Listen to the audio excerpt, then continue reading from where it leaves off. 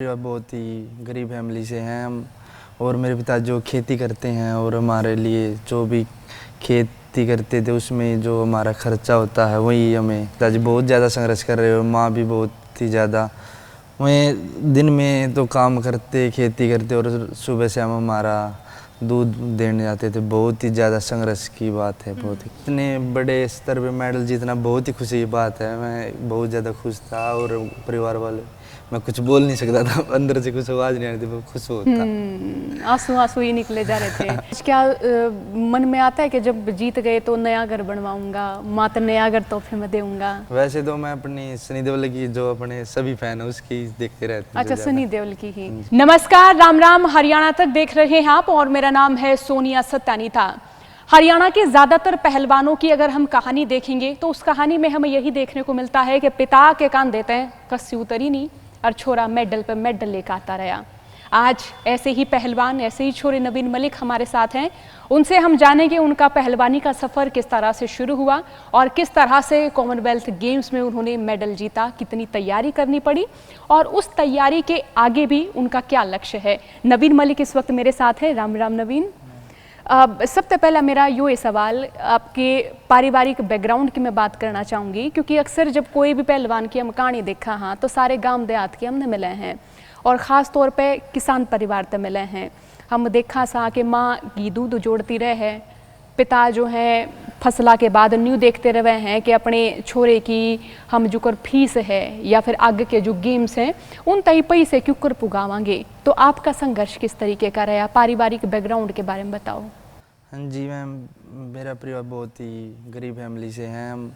और मेरे पिता जो खेती करते हैं और हमारे लिए जो भी खेती करते थे उसमें जो हमारा खर्चा होता है वही हमें उससे ही हमारा काम चलता था। मेरे बड़े भाई हैं वो भी रेसलिंग करते हैं, तो दोनों भाइयों का खर्चा निकालना बहुत ही बड़ी बात है। वो मेरे पिताजी बहुत ज़्यादा संघर्ष कर रहे हो, माँ भी बहुत ही ज़्यादा वहीं दिन में तो काम करते खेती करते और सुबह से हम हमारा दूध देने जाते थे। बहुत ही ज़्यादा संघर्ष की बात है। बहुत ही कर किस उम्र में आपने पहलवानी शुरू करी? वैसे तो मैं मेरे भाई के साथ ज़्यादा छोटा गांव में थे अखाड़े में, तो छोटा ही ज़्यादा था। करीब गांव आपका पुगथड़ा? पुगथड़ा, हाँ जी। गांव पुगथड़ा में हमारे गांव में अखाड़ा है कि वहाँ पर छोटा पहले था, अभी भी अखाड़ा, तो फिर वहाँ पे कोई भी जाता नहीं है। तो मेरे बड़े भाई करते थे रेसलिंग, तो मैं उसके साथ वैसे खेलने जाता था। पर मैं 2012 में अखाड़े में आया था यहाँ पे सोनीपत। जो मेरे बड़े भाई पहले आ गए थे मुझसे, तो हमारा अखाड़ा है, दूसरा अखाड़ा था वो रघबीर अखाड़ा जो गांव में है। नहीं, ये सोनीपत ही है। अच्छा, सोनीपत में। हाँ जी। तो इसके पास आया था, फिर मैं मेरे बड़े भाई नेवी में जॉब लग गए, तो उसके साथ मैं यहाँ पे आ गया नेवी के पास। फिर यहाँ पे प्रैक्टिस की है मैंने। गांव के अखाड़े में जब आपने पहलवानी शुरू करी तो वो उम्र कितनी थी आपकी? कम से कम तो पहलवानी तो वैसे पहलवानी तो मैंने शहर में यहाँ पे आके शुरू की। वैसे तो वहाँ पर घूमे जाते 4-5 साल की हूँ। अच्छा, 4-5 साल के थे जब लंगोट पहन लिया था। अच्छा, हम अपने परिवार का जब हम संघर्ष देखा हाँ तो हम देखा कि जो हमारी माँ है पूरे ज़िंदगी भर में खेती किसानी करती रही हैं। पिता जो है हम उनका भी संघर्ष देखा हाँ। हमने दिखे कि कदे उनने शायद सफ़ेद कपड़ा के अलावा कि और लत्ता हम देखते को ना, और ख़ास तौर पर हम देखा कि वह भी मटमैले लत्ते खेता की माटी में दसे हुए, काम में दसे हुए, मैल तसने हुए, कीचड़ तसने हुए, ई डाल की स्थिति हम देखा हाँ।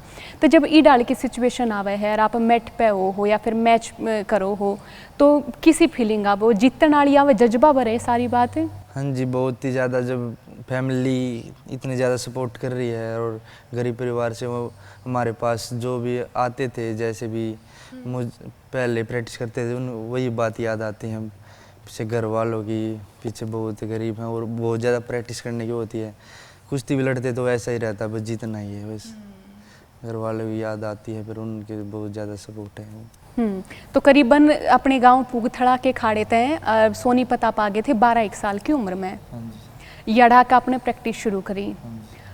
तो के नया सा लग गया कि गांव तक जब कोई भी बालक आवे है, शहर में आवे है, तो उसने बहुत सारी नई सी चीज़ लग गए हैं। पहली गेड़ मैट देखा हाँ, नए नए आदमी देखा हाँ, बड़े बड़े कोचा के नाम सुना हाँ, तो उनने देखा हाँ प्रैक्टिस कराते हुए। वो किस अनुभव था? वो बहुत ही अच्छा था, जो कि हमारे गांव में अखाड़ा वो तो मिट्टी का अखाड़ा था, और जब यहाँ पे सोनीपत में ये मैट के हैं, मैट था, और मैट पे पहली बार मैट प्रैक्टिस करना बहुत ही अच्छा लगता था। पहले क्यों देखा नहीं था, जो हमारे पहलवान टीवी में देखते थे, सुशील पहलवान थे, 2012 में मेडल देख लेके आए थे, गोल्ड मेडल, वो सॉरी सिल्वर मेडल ओलंपिक में। तो मैंने सोची थी हम भी कहीं पे कुछ करेंगे, मैट देखे, मेरे मैट पे आए तो बहुत अच्छा लगा, और प्रैक्टिस करी। बहुत अच्छे कोच जो हमारे जो अखाड़ा था उसमें पहलवान थे, जो अनिल पहलवान है, वो उनका भी 2010 में कॉमनवेल्थ गेम्स में गोल्ड मेडल आया था, तो उनसे मिले तो बहुत अच्छा लगा था। तो जब बड़े पहलवान हैं वो आपको सिखा रहे होते हैं, और जब आप मैट पे पहली बार जा रहे होते हैं तो बहुत ज़्यादा मेहनत करनी पड़ती है। बहुत ही ज़्यादा, क्योंकि वो पहले तो कभी खेले नहीं थे, और मैट पे फिर प्रैक्टिस की, कुश्ती लड़ी, वो तो अगले का पता चले कुश्ती में क्या होगा, आपको कुछ पता रहता नहीं है। और बहुत ही ज़्यादा पहले जो कुछ गलती हो जाती है मैट पे, कुछ कुश्ती में हो जाती हैं, तो फिर हमारे पहलवान है कोच साहब हैं जो बाद में आके समझाते हैं, तो नहीं ऐसे हो किया मैट, फिर वो प्रैक्टिस करवाते हैं। फिर उसके बाद मेडल आने कब से शुरू हुए? मेरा मेडल 2020 में आया था पहली बार, जो हिमाचल में हुआ था जूनियर नेशनल, उसमें ब्रॉन्ज मेडल आया। फिर उसके बाद? फिर 2021 में मैंने जूनियर नेशनल में ही फर्स्ट आया था मैं। फिर उसी साल अंडर 23 में भी फर्स्ट आया नेशनल में, और सीनियर में सिल्वर मेडल आया नेशनल में। फिर 2022 में मैंने सीनियर एशिया में ब्रॉन्ज मेडल जीता था, और जूनियर नेशनल हुआ था, फिर उसमें गोल्ड मेडल, और कॉमनवेल्थ में गोल्ड मेडल जीता। कॉमनवेल्थ के ट्रायल जो है उनमें टिकट ले लिया, फिर आप कॉमनवेल्थ गेम्स में गए। वेट कैटेगरी आपकी रही थी 74। 74 किलोग्राम में भारत के कई और पहलवान भी रहे हैं। हाँ जी। और अब आप हैं जो हमारे पहलवान, जो 74 किलोग्राम वजन है, जो बहुत ही अच्छा वजन है वेट, और इसमें बाद में तो सुशील पहलवान भी खेलने लगे थे, और जो भी है, जो हमारे देश की करीम है, जैसे कि जितेंद्र है, गुरु बालन है, नरसिंह यादव है, सुशील पहलवान है, सभी से इस वेट में ही खेलते थे, और मैंने भी इस वेट को चुना। बहुत अच्छा लग रहा है इस वेट में मैंने गोल्ड। कोई खास कारण इस वेट को चुनना? क्योंकि ये जो जिस वेट में मैं खेलता था, जो पहले 70 में, वो तो गेम्स में था नहीं, तो 74 में मैं नीचे तो जा नहीं सकता था, क्योंकि वेट बहुत ज़्यादा कम करना पड़ेगा, तो 74 में खेला, और सभी अच्छे पहलवान भी इसमें ही हैं, और बहुत अच्छा जो भी वर्ल्ड में ही देख लो 74 किलोग्राम बहुत ही टॉप है, इसलिए मैंने अब इस वेट कैटेगरी में आप टॉपर बन गए, देश के पहलवान। अच्छा, जब अब कॉमनवेल्थ गेम्स में जब पता चला कि मेरे सामने पाकिस्तान का पहलवान है, वो फीलिंग कैसी थी? बहुत ही अच्छी फीलिंग थी, क्योंकि मुझे बहुत ज़्यादा सपोर्ट कर रहे थे, जो वहाँ पे इंडिया के इंडियन थे, वो भी बहुत ज़्यादा बोल रहे थे कि जीतना, कम ऑन इंडिया।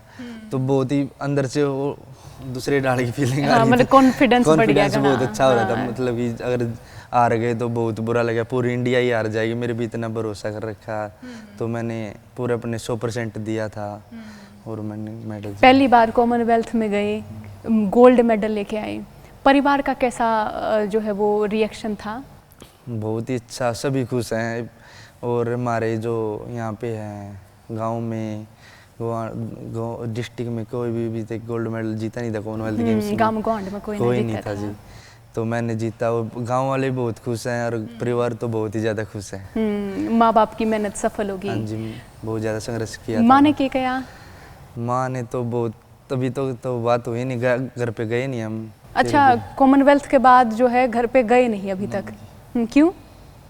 अभी तो जैसे ट्रायल होने वाले हैं वर्ल्ड चैंपियनशिप की, तो इसकी प्रैक्टिस चल रही है। ट्रायल कब से शुरू होनी है? ये अभी तो डेट तो आई नहीं है, वैसे बता रहे हैं 28-29 की है। अच्छा, अगस्त में या सितंबर में? ये सितंबर। अच्छा, सितंबर में। ये अभी जो होने वाली है, ये 28-29 आएगी, इसमें ही है। अच्छा। हाँ जी। अच्छा, जब आप पहली बार यहाँ सोनीपत आए अखाड़े में, तो घर परिवार की कमी बड़ी खली होगी? क्योंकि मेरे बड़े भाई तो मेरे साथ ही हैं, उसके साथ बहुत ज़्यादा तो हुई नहीं, फिर भी घर वालों के फ़ोन आ जाते रहते थे, तो उनसे बात होती रहती थी। फिर 2016 में जब हम इस अखाड़े में आए थे, 2016 में, तो यहाँ पे बहुत ही ज़्यादा सपोर्ट किया था। फिर 2016 में आप आ गए थे रायपुर अखाड़े में।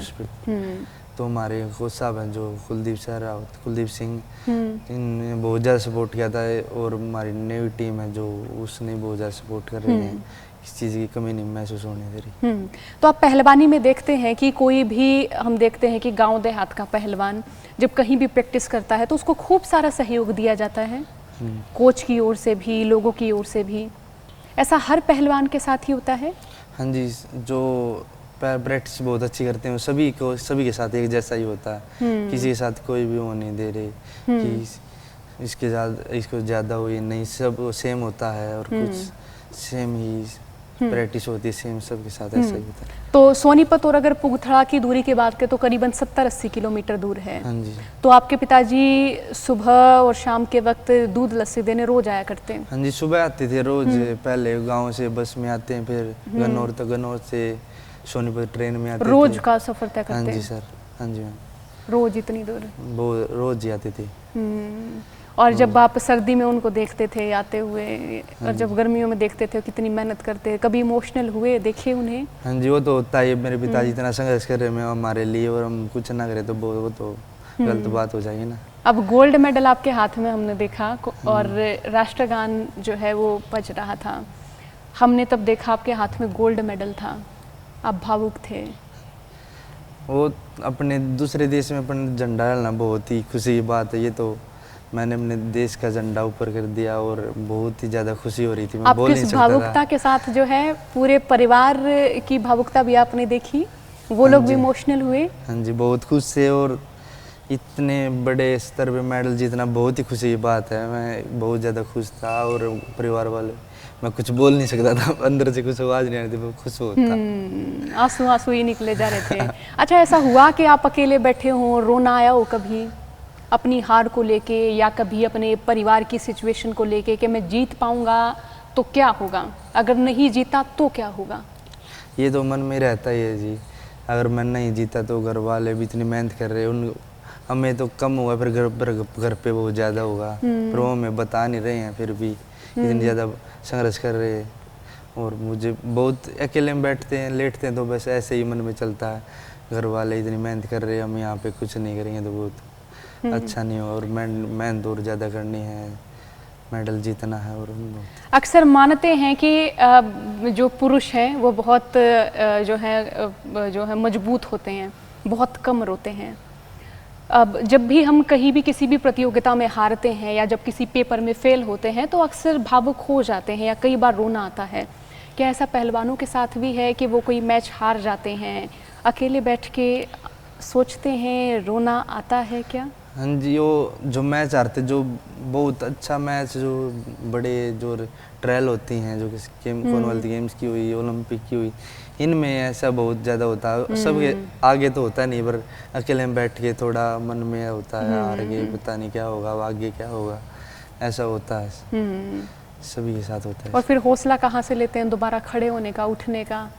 फिर यहाँ पर अखाड़े में आते हैं तो कोच बोलता है कोई नहीं और प्रैक्टिस करो, आगे जाओ, आगे मेडल जीतो अगले साल। तो फिर सभी कोच हैं, जो पार्टनर हैं, घर वाले हैं, फिर वही ज़्यादा वो करते हैं। फिर हम देखते हैं कि पहलवानों का सर्कल भी बहुत जो है वो कम होता है, पहलवान ही उनके दोस्त होते हैं ज़्यादातर। तो आप इस सर्कल में हम देखते हैं कि कोई जो है वो क्रिएटिव व्यक्ति नहीं होते, सिर्फ पहलवानी, सिर्फ हम देखते हैं बहुत सरलता, बहुत सहजता, ज़िंदगी को बहुत सादेपन से जीना, सभी लोगों में हम ऐसा ही देखते हैं। तो कई बार अगर सलाह मशवरे की ज़रूरत हो तो आपको लगता है कि आपका सर्कल ही बहुत है? हाँ जी, बहुत ही ज़्यादा। जो पहलवान होते हैं वो आपस में अपनी बातचीत करते रहते हैं और वो अपने एक दूसरे को सलाह देते हैं। जो हमारा बड़े पहलवान हो वो छोटे को सलाह देते हैं। क्योंकि हमने ये देखा कि पहलवानों में परस्पर मेलजोल जो बहुत ज़्यादा रहता है। हमने कभी एक पहलवान को कुश्ती के भीतर या दूसरे पहलवान के प्रति किसी भी तरीके से कटाक्ष करते या किसी दूसरे पर तंज कसते हुए नहीं देखा है अभी तक। तो मानते हो कि बड़ा भाईचारा होता है पहलवानों के बीच में? हाँ जी, वो सभी पहलवान होते हैं जो भी एक साथ ही रहते हैं। वो पूरी मेहनत ऑब्जर्व करे एक दूसरे की। पूरी मेहनत और आपस में डिस्कस करते रहते हैं क्या करना है, कुश्ती है कि उसने क्या, तुमने क्या करना, उसमें कुछ नहीं, तो उसमें बातें करते रहते हैं। कभी किसी के साथ कोई झगड़ा वगड़ा नहीं, एक साथ ही रहते हैं दोस्त। बहुत हम जब देखते हैं अपने घरों की स्थिति, अब कईयों के हम कच्चे घर देखते हैं, ये चीज़ भी बहुत सारे पहलवानों के साथ मैं देखती रही हूँ कि जब बारिश आती थी तो देखते थे घर में टपका हुआ है, आड़े सीक कि मैं बाल्टी धर दिया, आड़े पतीला धर दिया, आड़े कि मैं और राछ धर दिया कि उससे जो छात टपके है उसका पानी इकट्ठा कर ले मैं। तो कुछ ऐसी सिचुएशन रही आपकी इधर के? हाँ जी, ये पहले थी, अभी तो पर थोड़ी सुधर गई है। पहले बहुत ज़्यादा थी, कच्चा घर था और पिताजी बहुत थी, उन्हें पीछे को देखा है जो हमारी रेसलिंग पहलवानी करवाने पे ध्यान था सब कुछ। और मैंने जो घर पे जाता था, जो देखता था बहुत ज़्यादा, और वही देख के मैंने और ज़्यादा मेहनत करता यहाँ पे। घर पे ऐसा बहुत ज़्यादा दिक्कत चल रही है और मेरे पिताजी हमें कुछ बताते ही नहीं थे, कुछ भी बात, ओनली पहलवानी करते रहते थे। कभी महसूस नहीं होने दिया? नहीं जी, कुछ भी नहीं महसूस होने दिया। आज क्या मन में आता है कि जब जीत गए तो नया घर बनवाऊंगा, माँ तो नया घर तोहफे में दूंगा? हाँ जी, वो मैंने बोला था घर पे, तो मैं मेडल जीत के आऊँगा तो हम, मेरी माता की एक मनोकामना थी हम सोनीपत रहें। अच्छा। तो मैंने बोला था मैं गोल्ड मेडल लेके आऊँगा तो मैं आपको सोनीपत ही रखूँगा घर, सोनीपत घर में।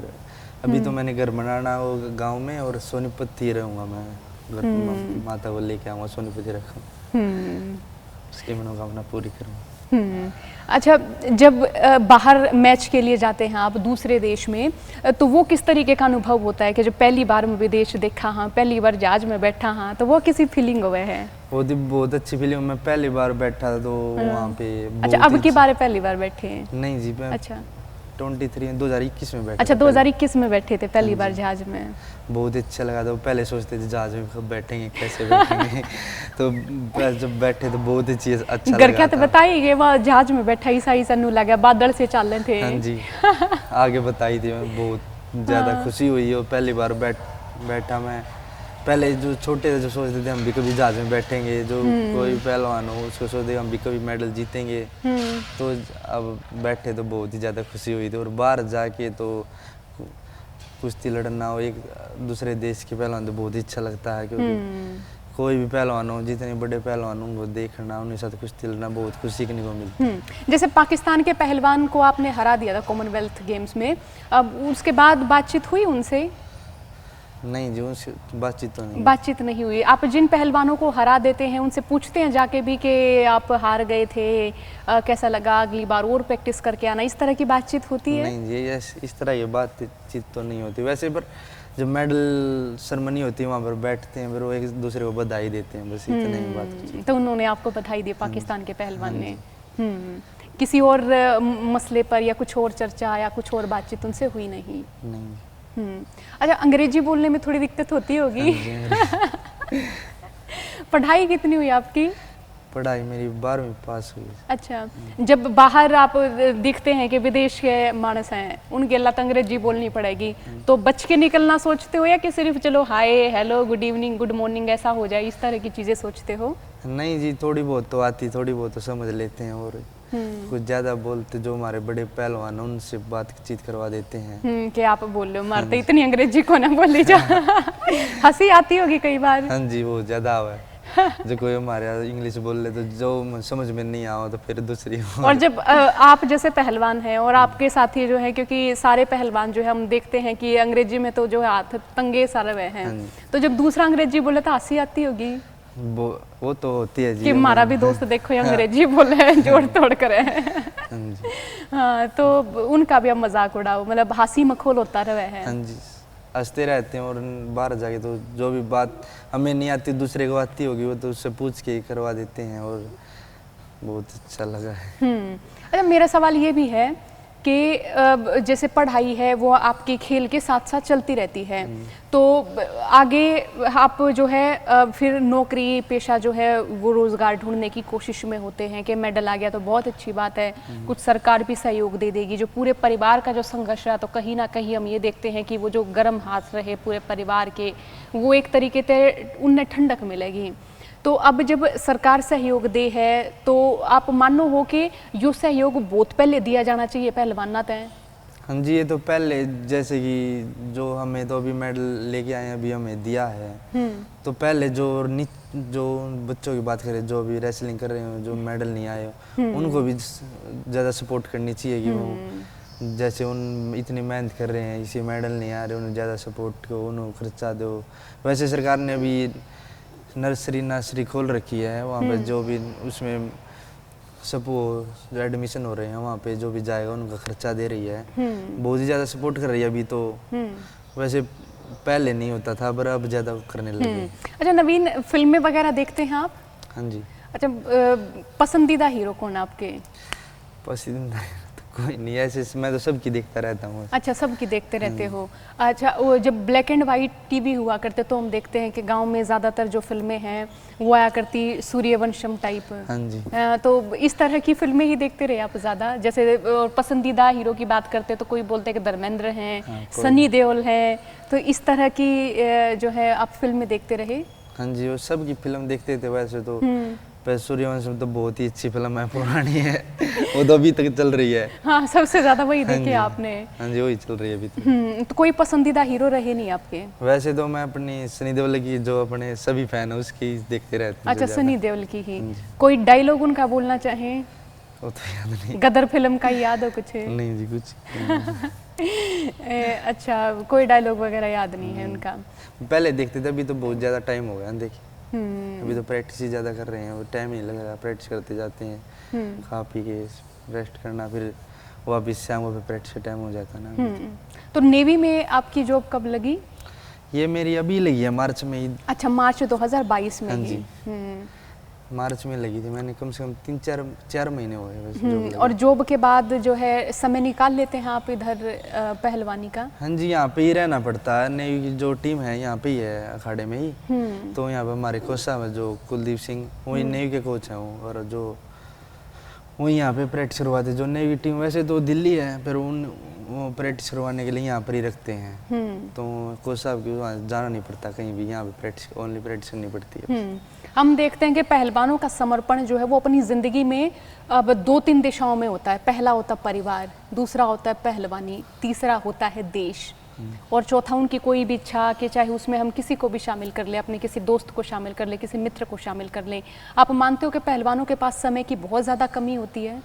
हाँ जी, वो तो समय की तो ज़्यादा की होती है कमी, क्योंकि प्रैक्टिस करने के बाद तो कभी घर पे फ़ोन किया, कभी कई दिन हो जाते हैं घर वाले से बात करने में। जो जितना बड़ा पहलवान होता है उनसे ज़्यादा उतनी कम टाइम होता है उनसे उनके पास, क्योंकि प्रैक्टिस बहुत ज़्यादा करनी पड़ती है, और आगे भी लक्ष्य बहुत ज़्यादा बड़ा हो जाता है तो ओलंपिक का, फिर टाइम ही बहुत ही कम हो जाता है। मेडल आने के बाद नाम हो जाता है, अखाड़े में आप रहते हो तो सुविधाएं मिलनी शुरू हो जाती हैं। अब इससे पहले आप जहाँ जिस अखाड़े में रहा करते वहाँ किस हाल में रहते थे?